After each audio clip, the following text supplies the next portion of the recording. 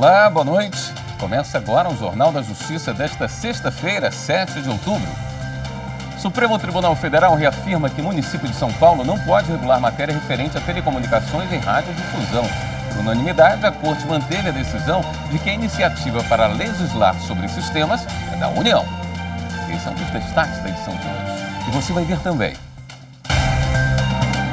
STF forma maioria para declarar a inconstitucionalidade de lei catarinense que isenta o pagamento de direitos autorais em eventos sem fins lucrativos.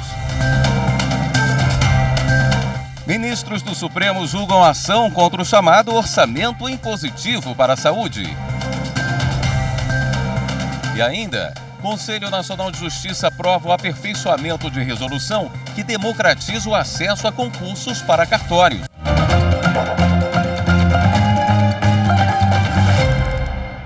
O município de São Paulo não pode legislar sobre telecomunicações e radiodifusão. Esse entendimento foi reafirmado pelo Supremo Tribunal Federal em decisão unânime. O recurso havia sido interposto pelo município de São Paulo contra uma operadora e buscava validar uma lei municipal referente à instalação de estação rádio base, sistema utilizado para conectar telefones celulares à companhia telefônica. Ao analisar o caso, o plenário virtual do STF manteve entendimento de que a iniciativa para legislar sobre telecomunicações e radiodifusão é privativa da União, conforme prevê a Constituição Federal.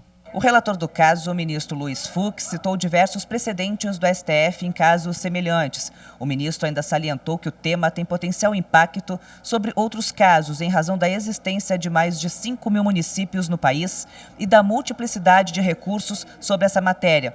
Por isso, ressaltou a necessidade de reafirmar a jurisprudência da Corte. O ministro Luiz Roberto Barroso, do STF, suspendeu a lei de Roraima que proíbe órgãos ambientais de fiscalização e a Polícia Militar de destruírem e inutilizarem bens particulares apreendidos em operações ambientais no Estado. O ministro Luiz Roberto Barroso atendeu ao pedido do Procurador-Geral da República, Augusto Aras. O procurador alega que a norma viola o direito fundamental ao meio ambiente ecologicamente equilibrado e ao princípio da vedação ao retrocesso ambiental. Além disso, para o PGR, a norma viola a competência privativa da União para tratar sobre direito penal, processual penal e normas gerais de proteção ao meio ambiente. Para o procurador, produtos ou equipamentos apreendidos em infração ambiental devem ser destruídos no local para impedir que voltem a ser utilizados. A lei de Roraima proíbe os órgãos ambientais e as polícias militar e ambiental de destruírem e inutilizar bens particulares apreendidos e que estavam sendo usados para a prática de infrações, principalmente no garimpo ilegal. A queima de equipamentos e maquinários está prevista em lei federal e é uma prática comum nas operações de fiscalizações para inviabilizar o uso desses equipamentos e impedir a continuidade dos crimes. Em plenário virtual, o Supremo já formou maioria para declarar inconstitucional lei catarinense que isenta o pagamento de direitos autorais em eventos sem fins lucrativos. A Corte também já tem maioria para declarar extinto o processo sobre a lei de Sergipe, que aumentou a quantidade de cargos em comissão no Ministério Público do Estado. A lei sergipana foi questionada pela Associação Nacional dos Servidores do Ministério Público. Segundo a entidade, com a edição da norma, o quantitativo de cargos em comissão no MP de Sergipe saltou de 200 para 225. Também houve uma redução de cargos efetivos, de 505 para 452. A associação entrou com ação no Supremo alegando violação aos princípios constitucionais da igualdade e da proporcionalidade e que contraria a obrigatoriedade do concurso público. Aponta ainda que a norma não estabelece as atribuições dos cargos em comissão, fixadas por portaria e não por lei, o que viola a jurisprudência do STF.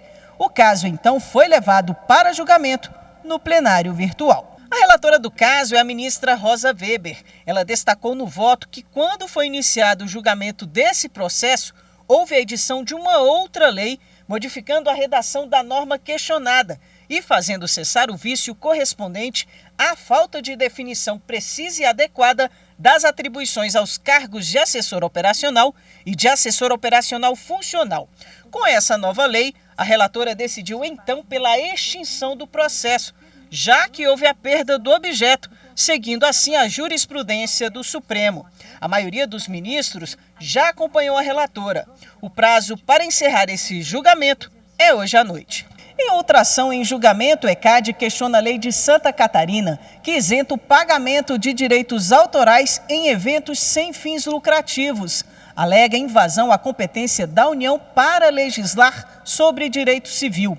O relator desse caso é o ministro Edson Fachin, que aceitou o pedido e julgou a lei inconstitucional. No voto, Fachin destacou que a norma catarinense interfere no devido funcionamento do ECAD, que se caracteriza como associação civil que exerce com exclusividade a arrecadação e distribuição de direitos autorais em razão da execução pública de obras musicais em todo o território nacional.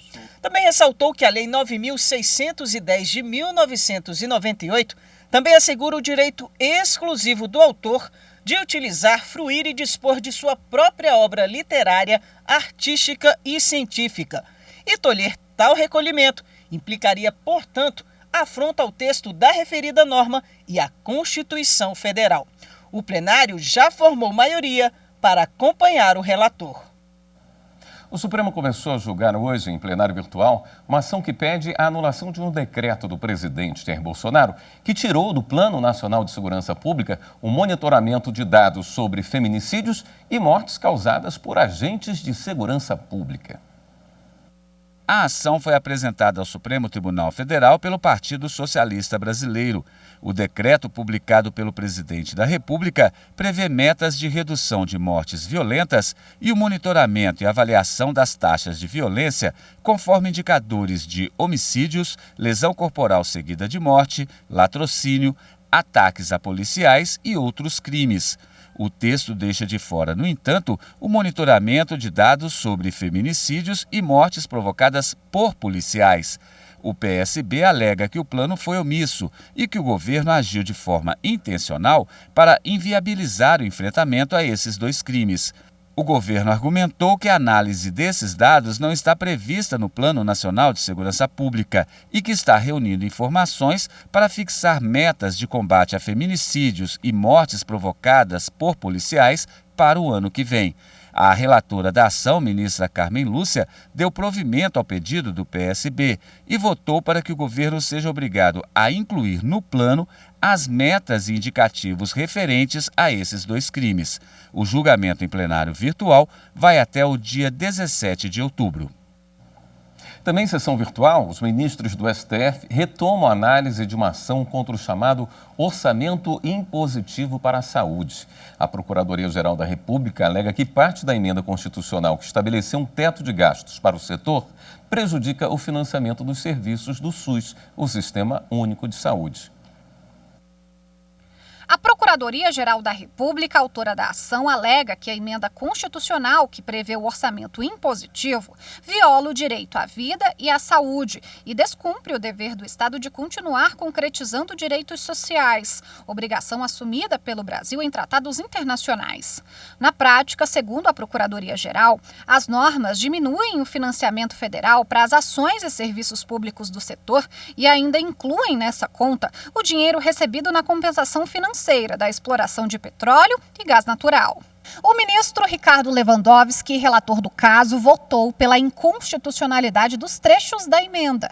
O ministro levou em conta a constatação de déficit na aplicação do piso federal em saúde, divulgada em relatório feito pelo governo federal.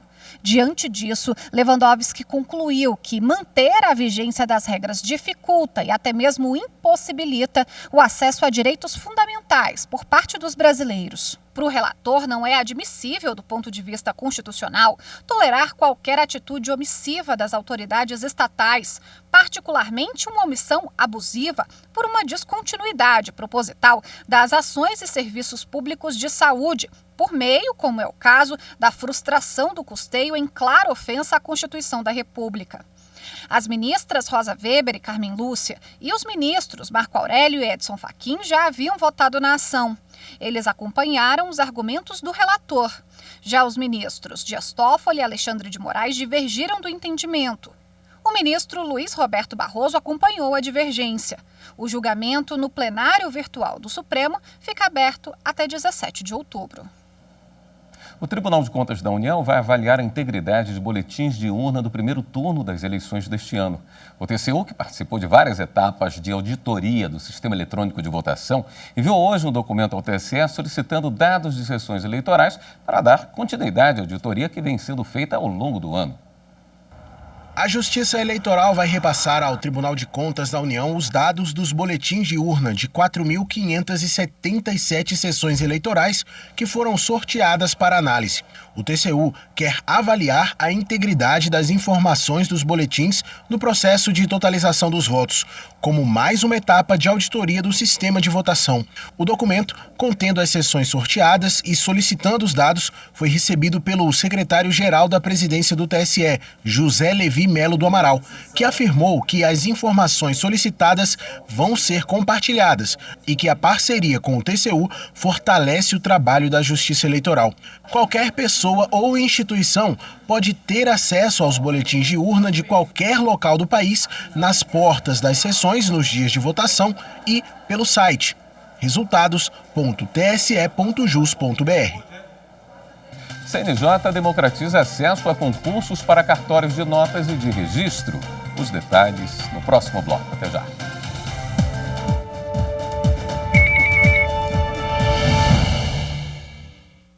Todo mundo tem muitas dúvidas em relação à utilização das urnas eletrônicas, em relação à sua confiabilidade, lisura e imparcialidade nas eleições.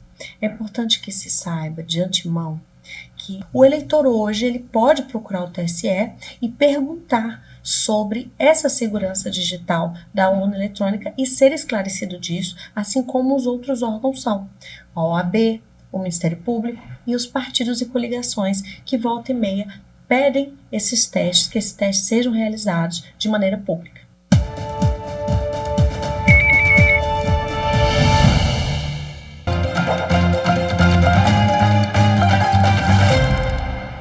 O Conselho Nacional de Justiça aprovou por unanimidade o aperfeiçoamento de uma resolução de 2009 sobre os concursos públicos de provas e títulos para cartórios.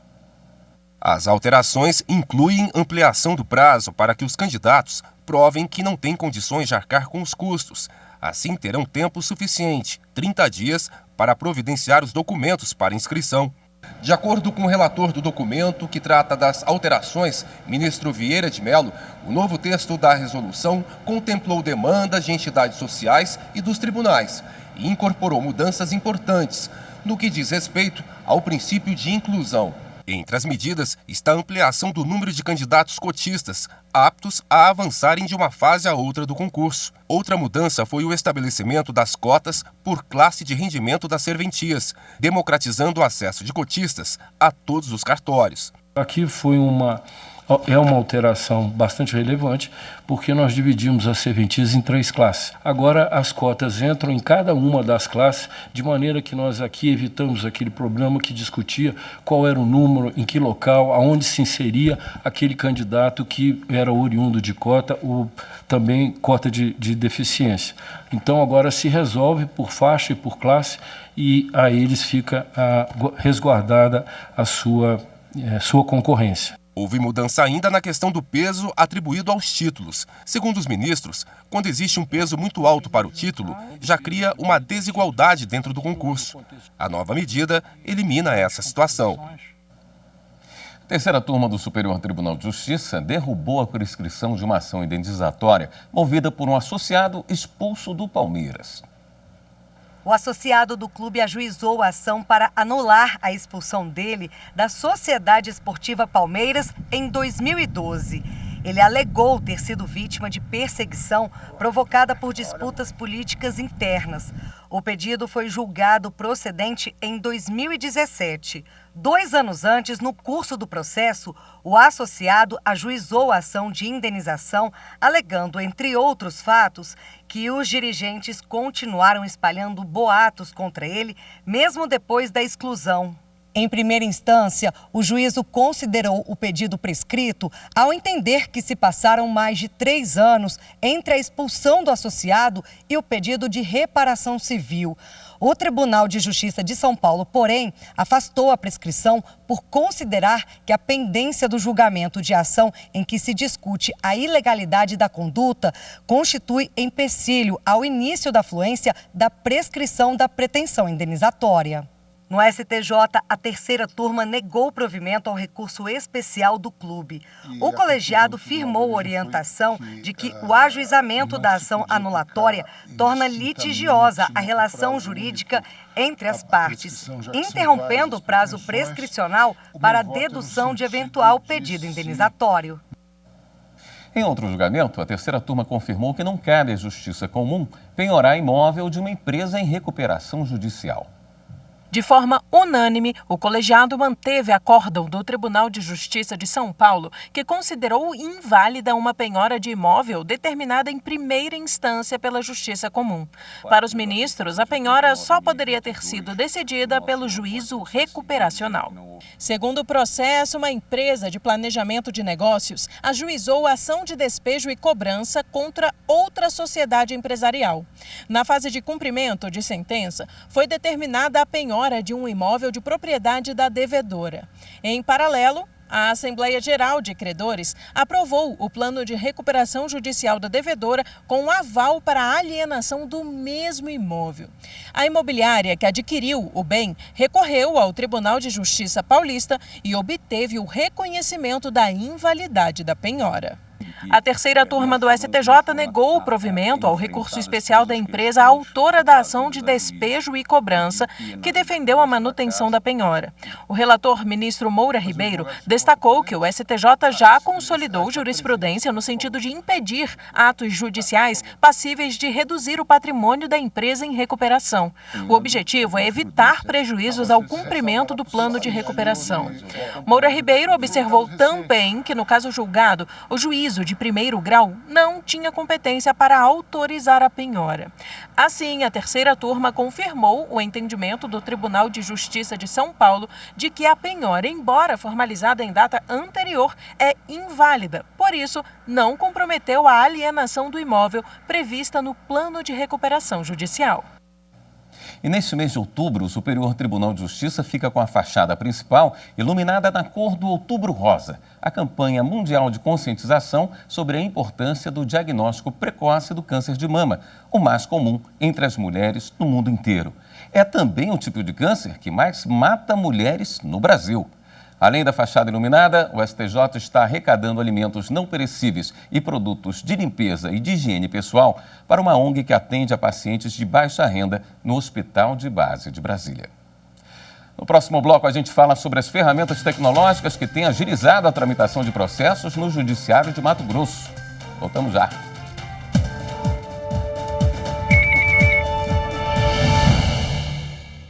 A Justiça Eleitoral trabalha com muito afinco e tem um quadro de funcionários que é o que garante a eleição. Não são os juízes, os que passam temporários, que passam por lá em todas as esferas. São os funcionários da Justiça Eleitoral que, com amor e muita dedicação, exercem as suas funções e garantem um pleito seguro, honesto, correto e, principalmente, rapidamente apurado.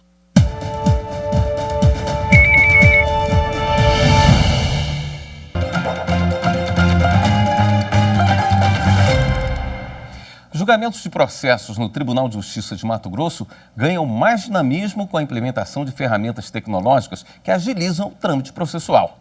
O resultado foi o julgamento de mais de 51 mil processos só neste ano e a satisfação de advogados e cidadãos que buscam a justiça matogrossense.